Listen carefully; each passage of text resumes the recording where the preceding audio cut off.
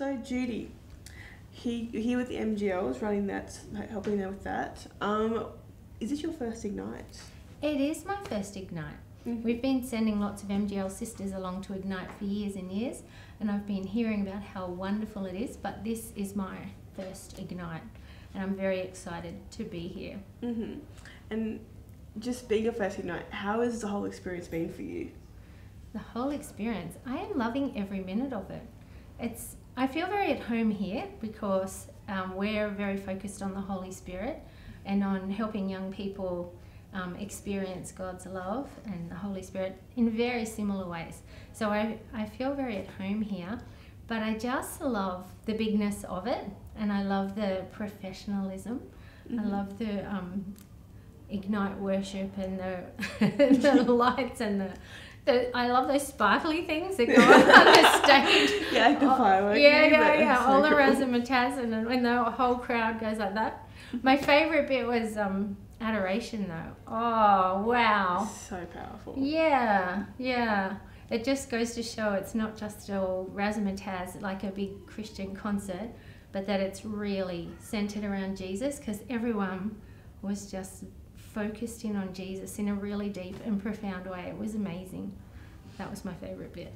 Oh, awesome. That is a good bit. I think adoration is always a highlight for me. Yeah. And what do you think of Holy Spirit Night being an MGL? Oh, yeah. That was my next favourite bit.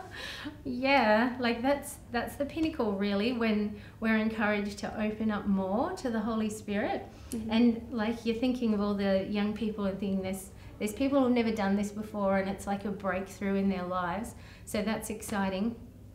But every one of us, like, we're always encouraged to open up more to the Holy Spirit. So it's always exciting to think, I wonder what God's going to do with me when I open up this little more bit. So I just love the Holy Spirit Night. And it's so exciting to think that that's changing the world, like the Holy Spirit, person by person, is going to change our culture in Australia and change the world.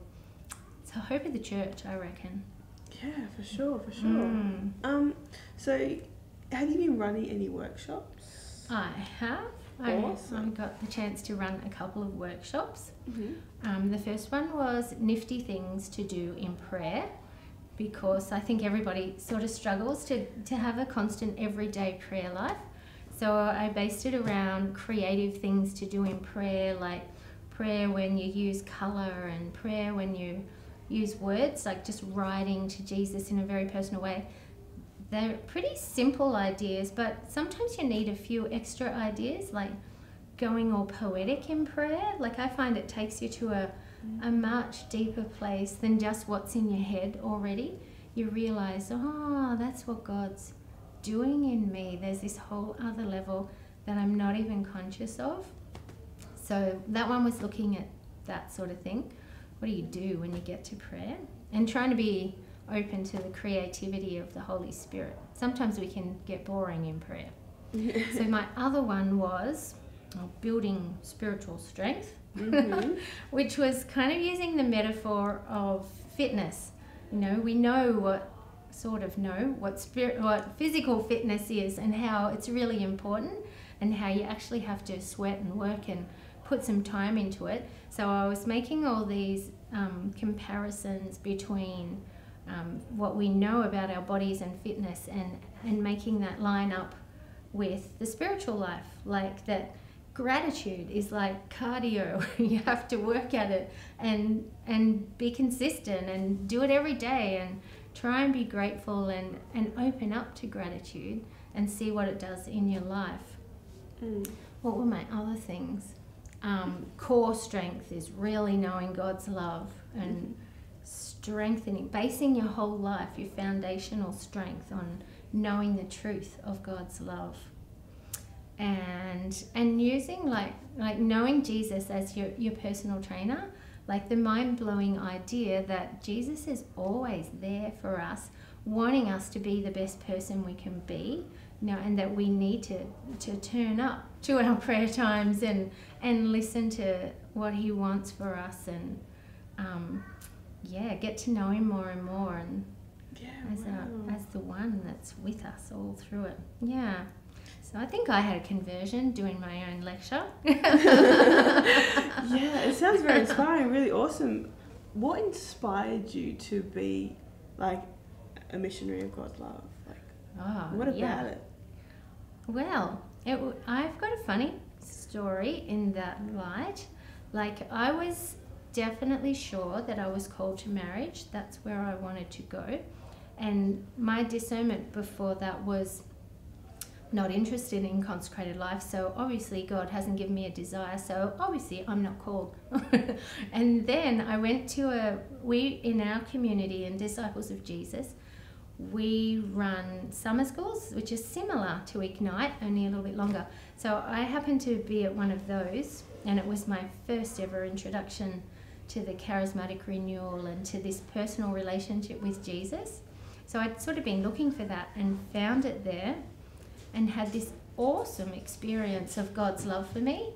Like, I'd been a Catholic all my life and was very used to the Catholic thing and deeply believed in it, but it kind of was set on fire by opening up to this gift of the Holy Spirit, and I just was blown away by just how personal God's love for me was. And it made me think, wow, what does God want for my life? Like, it gave me a whole new freedom to think, I want to know. Like, I want to know this. I want to know Jesus more, but I also want to know what his idea is for my life. So instead of thinking, no, religious life sounds like giving up everything, I don't want that, I started thinking, religious life is all about Jesus. Jesus is everything. What does that mean for me? And very soon after that, I just felt like, wow, imagine if I was called. Wow, I think I am called. Yeah. And I started moving towards it with a growing excitement, which was totally amazing for me and my family and my friends. Yeah. Yeah, so I kind of zoomed into it, thought, I'm called to this, which was the biggest surprise. And it started me on like the biggest adventure of my life. I still think that was the most exciting thing I've done yet. And God's just kept the adventure going. This is about 27 years later, and I'm still loving it. So, oh, wow. Good one, God. He's awesome. He's awesome. Oh, that's so cool. Just a question. How did your family and friends take it when you said, like, I want to be a sister? Well, yes. It's not what they were expecting. My mum was praying that I'd just be a good Catholic. And so I just said, Mum, it's your fault. You prayed too hard. And she went, oh, Judith, what have I done? And my family had very different reactions. One of my sisters cried and got a big shock. And the other one just went, oh. And one of my brothers was really angry. He thought, that's just a crazy idea. And who are these crazy people that put it in her head? And she'll come back after a while. But it didn't take them very long at all to get used to the idea and to realise that it wasn't just a crazy idea, that I'm still me, you know, and they haven't totally lost me. Maybe I'm more me than I ever was before. So now they're cool with it, and they're kind of proud of me, I think, that my brothers and sisters, yeah. My parents, they were like, yeah, really behind it. They loved it. That's awesome. Because that support is probably like yeah, it's a big deal. Yeah. Yeah. That's so cool. So, and this year being the year of youth and the vocational discernment being a big push, a big driving force for this, is there any advice you'd give to the young people about maybe discerning their vocation? Yeah.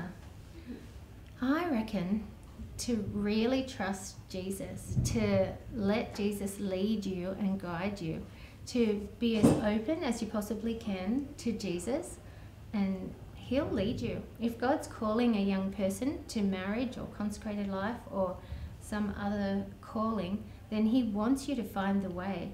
And the more open we are and the more ready we are for anything that God has in the adventure of our lives, the more he can show us the way to go. So huge trust in Jesus. And if you haven't got that trust, to open up to the love of God more, because the more you get to know him, the more you realise he's so on my side. He wants life to the full for me more than I want it for myself. Yeah. Awesome. Thank you so much. I really appreciate that. Thank you. Oh, thank you. Thanks, Zoe.